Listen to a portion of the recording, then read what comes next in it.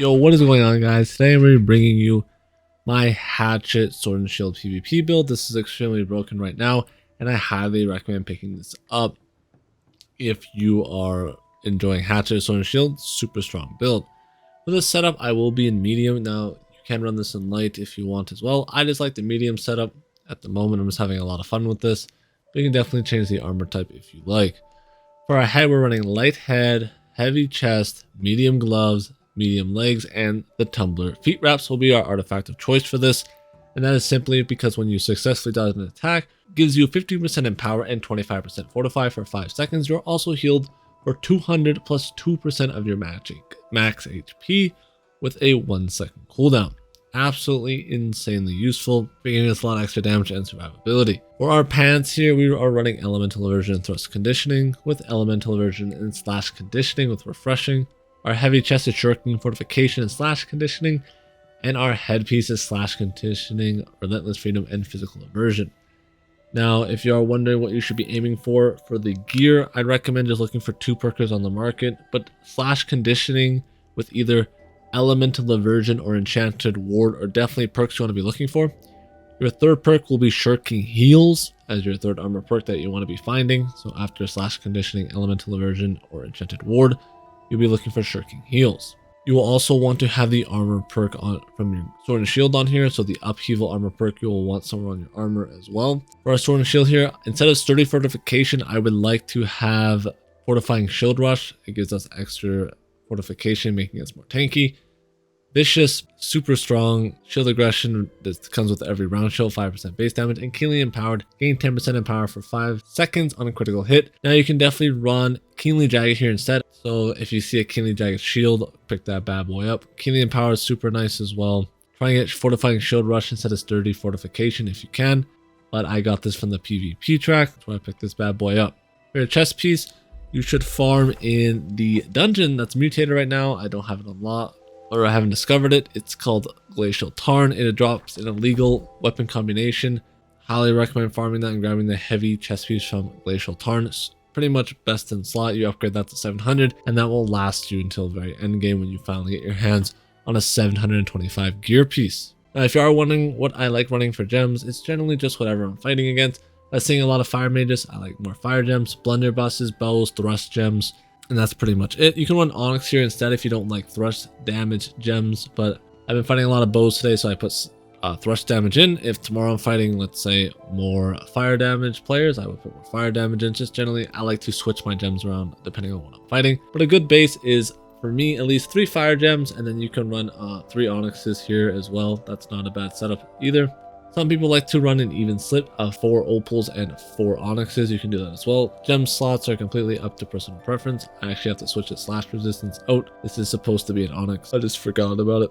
For our weapon of choice, we are running a hatchet here. Now I have Rogue, Keen Berserk, and Keenly Power, all pretty solid perks. Ideally, you would want Penetrating Backstab over Rogue, but I don't have it, so that's what I just deal with Rogue. Keen Berserk is very solid to have on your hatchet, and I highly recommend picking that up if you see one. And Keenly Power is super solid, gain 10% in power when you hit a critical hit, and you'll be critting a absolute crap ton with the hatchet. Very, very, very useful. You can have Vicious here instead. That's another good option as well. And for our gem, it will be the Moonstone. This I have tier 4, but you can get a tier 5 in here. 20% damage while all your active weapon abilities are on cooldown. And the reason why that's so broken on hatchet is because when you do all this, the second you hit Raging Torrent, this gemstone activates, giving you 20% additional damage, absolutely making your overall weapon damage skyrocket. If you can't find a good hatchet on the map, if you can't find a good hatchet at the trading post, the hatchet that you get from the well and then just upgrading it with Keen Berserk is a completely good option as well. I highly recommend doing that if you can't find a good hatchet. Let's come down to the old wishing well down here in old Cutlass Keys, pick up that hatchet, and then you would put Keen Berserk on the weapon when you upgrade it. Very solid, that will last you a long time. Now for my sword, I like to run an Onyx. Now this is definitely more of a personal preference thing. You can run what Opal if you'd rather have that. Opal is just the more solid and consistent option, but I just prefer Onyxes simply because it's extra burst damage when they have high HP. It's just a personal preference thing. This has more burst damage if they're above 70%, but But if you want more consistent damage with the sword, then I recommend running Opal. Those are totally up to you. Next up, we have Leaping Strike, Vicious, and Keen. That's what I've been running. Now, I love Leaping Strike. Now, you can take this off the weapon and put this on the armor. Some people will say it's not worth to have this on your weapon. I personally like it just simply because of the extra burst damage that this can give you. The major downside of this is if you miss Leaping Strike, the perk is completely useless, or if you don't have a chance to hit them with another ability after your Leaping Strike, once again, this perk is completely useless. Those are the major two downsides of running this, so please keep that in mind. For our other perks, Vicious is solid, Keen is okay, but I would rather have something like Penetrating Backstab or the one you get in Cutlass Keys. Those are all the one you get from the Cutlass Keys, PvP Empowerment. Those are two solid good options as well. You can run it if you get attunement on this thing, that is also very good, and I highly recommend picking that up as well. For our amulet here, Order of the Merit, this is from the PvP track. I just got this today. This gives me Thrust Protection, Shirking Empowered, and Empowered. Ideally, you always want a good protection perk on your amulet, so Thrust Protection, Fire Protection, or Slash Protection are generally the three best I would aim for your amulet. After that, you want Divine, since we are running Blood Drinker. And then the third perk I would aim for is the Stamina Regen one. Shirking Empower, PvP only after dodging an attack, gain Empower, increasing your damage dealt by 7% for 10 seconds. This refreshes when a new stack is applied, max 3 stacks, so dodge 3 times, you get 21% Empower. This allows us to hit the Empower cap super easily, and this allows us to absolutely shred through opponents by using Shirking Empowered here. Combo that with Tumbler's Feet Wraps, we hit the Empower cap super good. But if you can't get this, I recommend either farm the Life Ring amulet, but definitely always aim to have a protection perk on your amulet. It's a must. That's 15% damage reduction is super powerful, giving you a lot of extra survivability. For a ring, it's the Blood Drinker. This is one of my favorite artifacts in the whole game. Leeching, Hardy, and Slash damage is what I put on it. If you don't want to run Blood Drinker, that is completely fine. If you don't like the damage reduction, you just put a normal ring here that has Slash damage, Leeching, and Hardy. That would work just fine. But I love the Blood Drinker just simply because of the extra survivability this thing gives me. And then we have Deckhand Promotion here. This is from the story quest. You gain a stack of 8% damage for 5 seconds after blocking or taking a hit. Max 3 stacks. Once again, this allowing me to always be at the 50% Empower cap. If I had the Life Loop Earring, I would actually slot that out for this. Gives you mana toast when you drink a mana potion, you get 15% mana back. It gives you regeneration and refreshing toast, so your potions are on a 10-second faster cooldown. That's how I would run over this if I could grab it, but I don't feel like farming it right now, so Deckhand it is. And if you don't want to run the Blood Drinker as your artifact, I recommend grabbing Endless Thirst down here instead. Absolutely one of the best artifacts in the game as well. So if you want more damage and still have decent survivability, make sure you grab Endless Thirst here. That comes from Savage Divide, if you are wondering. So when this is mutated, you can go and grab it. But right now you can't get it since it's not mutated, so Blood Drinker is just super solid. For attributes here, when I'm in my arenas, I like to hit 350 strength with my 150 con, and then whatever points I have left over go into my dexterity. I have tried this at 100 constitution. I did feel too squishy to make good use of it. I definitely recommend hitting the 150 con to get 10% less critical damage taken. And the 350 strength bonus is super nice to have because 10% increase damage to abilities, and the final attack of your melee light attack chain, super nice. And strength just has a lot of good passives. Plus, Hatchet scales 90% strength, 65% dex, and Sword and Shield 90% strength and 65% dex. That's why another reason why I like to run strength over the dexterity route. For the consumable for this build, make sure you have your honing stones. If you're in arenas, bring in your gemstone dust because you have infinite of all your consumables, and then bring in your attribute food of choice. I like to bring in strength food here to hit that 350 strength cap. 350 strength threshold. For our heart rune of choice, it will be the heart stone form here. This is like a cleanse. I just pop this if I get CC'd. So let me go. I want to go over the abilities here really quickly. You have Berserk, Raging Torrent, and Social Distancing. This is like your escape. Your Raging Torrent is your main damaging ability along with your light attacks because it hits 4 times, and then if you have a final blow, it hits a 5th time, absolutely shredding through people's health bars. The only problem with this is this feels like this doesn't have very good tracking for me. I don't know if it's my ping but that could be the problem. But this feels like when people have stamina, they're rolling away. I just never, or they're running. I just feel like I cannot hit them with this. We have Berserk here. Enter Berserk mode, increasing all attack damage. This is just your bread and butter. When you pop this, you go in for that big dick damage mode. And when you don't have this, you want to play a bit more cautious because of how much damage and utility this gives you. Because this also provides the weapon perk. You gain 20% critical chance and 20% crit damage when you have Berserk active, allowing you to absolutely shred through opponents when you have Berserk active. On the hunt, you gain movement speed, 5% lifesteal, remove all roots and stuns, so they're active as a clunt, and you can't be interruptible and you can't be staggered, so only hard CCs can stop you in this bad boy. And then Defy Death, another very important passive to note, as when this pops, you basically get a second life. So do keep that in mind. You can't stay on your hatchet bar and keep going to town, and this thing pops, then you maybe want to get out of there. Frenzy Purge, remove all bleeds, burns, and poison effects on you when you hit below 30% HP. Super useful for extra survivability. Increase base damage by 10% for every enemy within 5 meters. This is super strong because you do a bunch of extra damage. Enraged Strikes, abilities and heavy attacks to 20% more base damage to targets below 30% health. Aim Throw gives us a range drop, and Critical Throw increases our crit chance by 5%. Social Distancing, this movement gives us a haste, and it applies root to them, slowing them down. Exploitation, all attacks deal 10% base damage to a target with an active debuff. And Adrenaline Rush, dodging within 2 seconds of hitting an attack consumes 25% less stamina. Now, this does have a cooldown. This isn't infinite, something I noticed. I think the cooldown feels like it's around 10 to 15 seconds. I didn't time it, but it feels like it's about that long. So do keep in mind this isn't like 100% uptime. Now, if you don't want to run exactly what I have here, you can drop Aim Throw or the Root here and run either the heavy attack passives here, Relentless Fury, the Fortifying Strike, giving me some extra Fortify and some increase in power when you heavy attack. But since I have all the Empower on this build, I feel like I'm already at cap too much anyway, so I don't want to run this. Or you want accumulating power, gain in power, granting 20% base damage after 3 successful light attacks, increase for the next 3 seconds or until the next attack. If you don't have that much in power, this is also nice to get.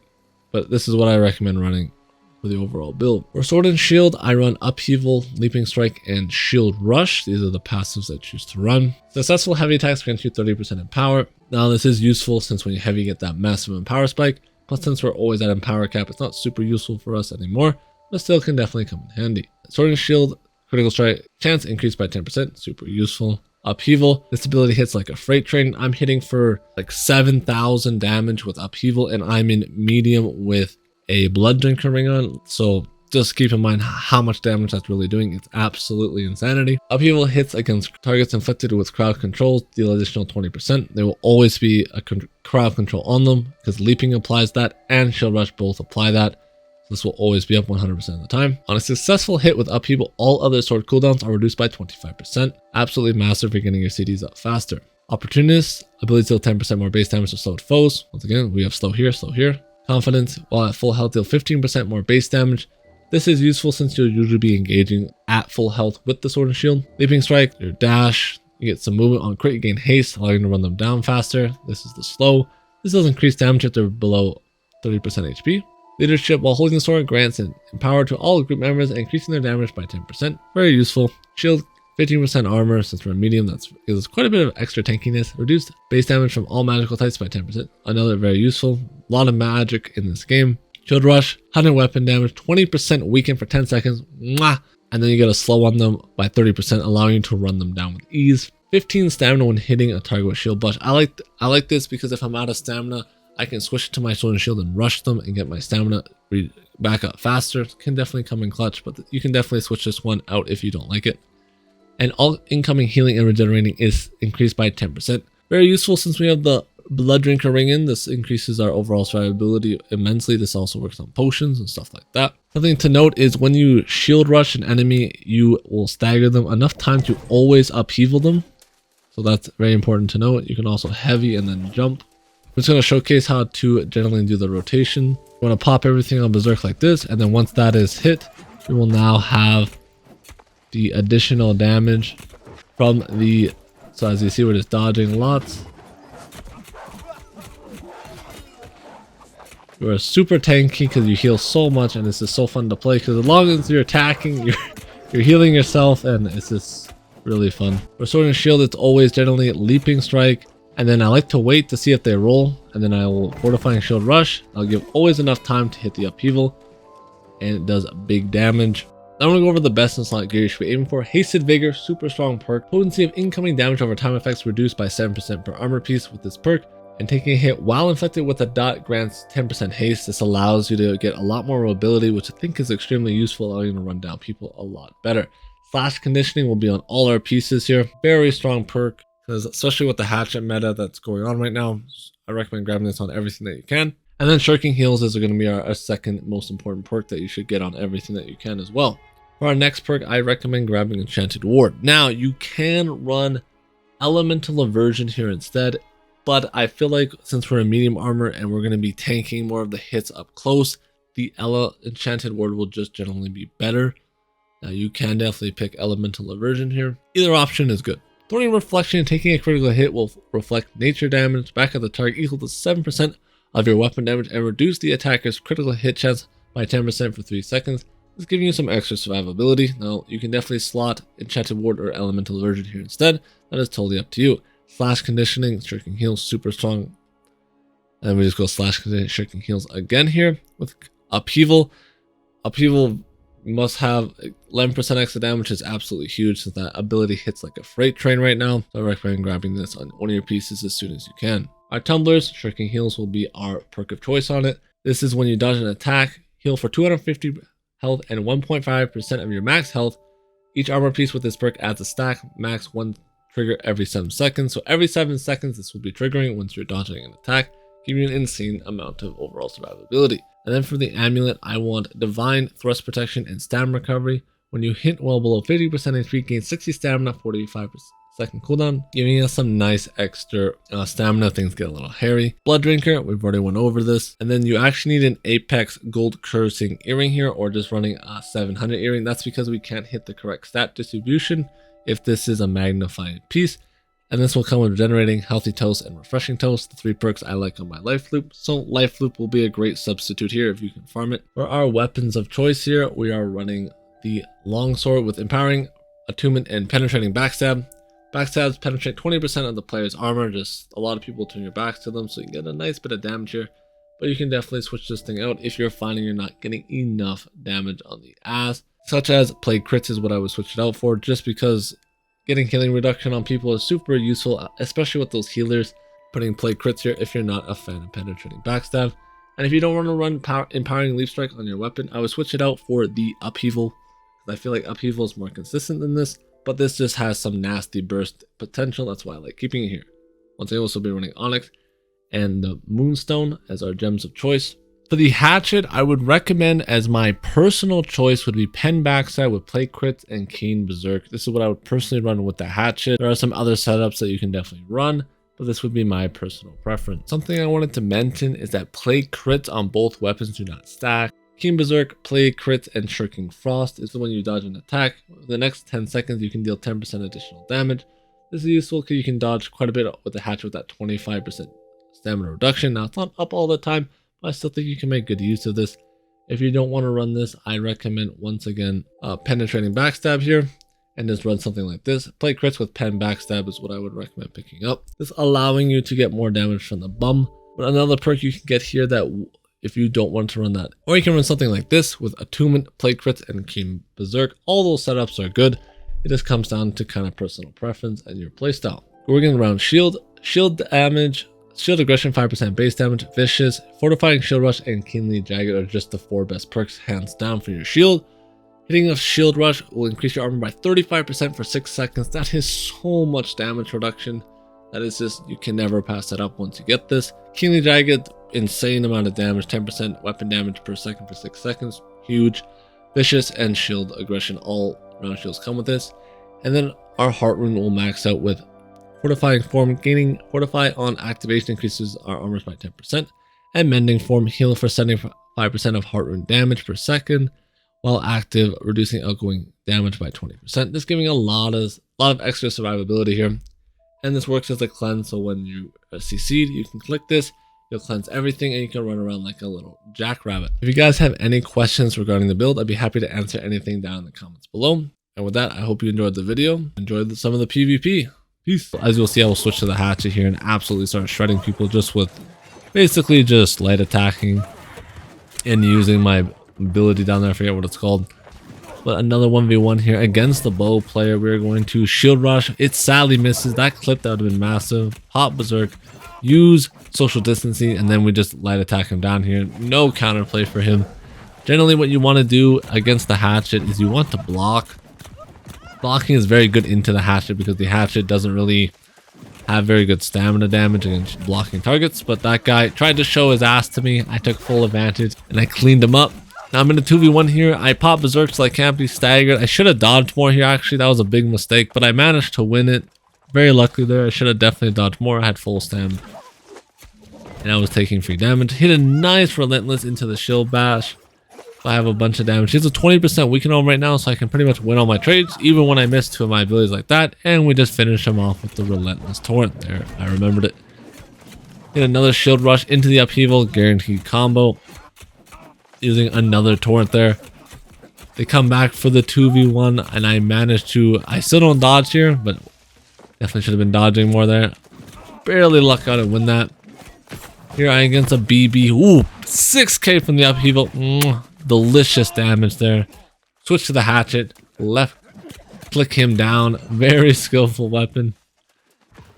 We got a nice chunk damage on him. Berserk gives us 20% haste, so we're just zooming. Plus I have the food on and OPR, so I actually have 30% haste on right now. So we got the afterburners on.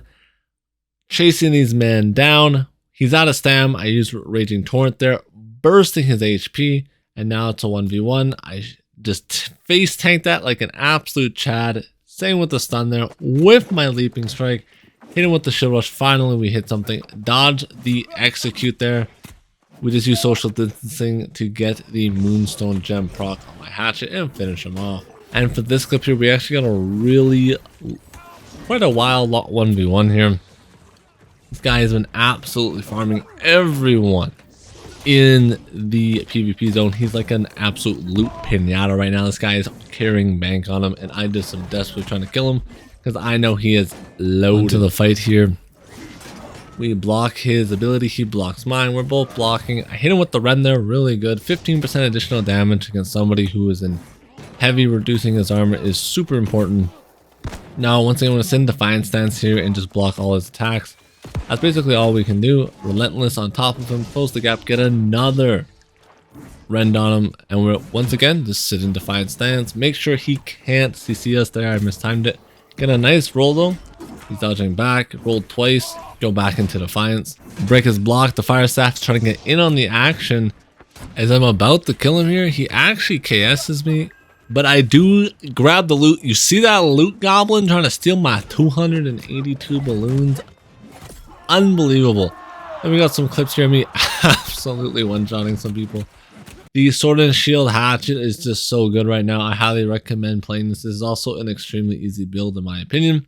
And like the only way to counter it is just by holding block or by having certain weapon combos. If you guys did enjoy the video, it would mean a lot to me if you hit that like button and subscribe. I'll be streaming over on Twitch. Make sure to come check that out. And with that, I hope you guys all have a fantastic day.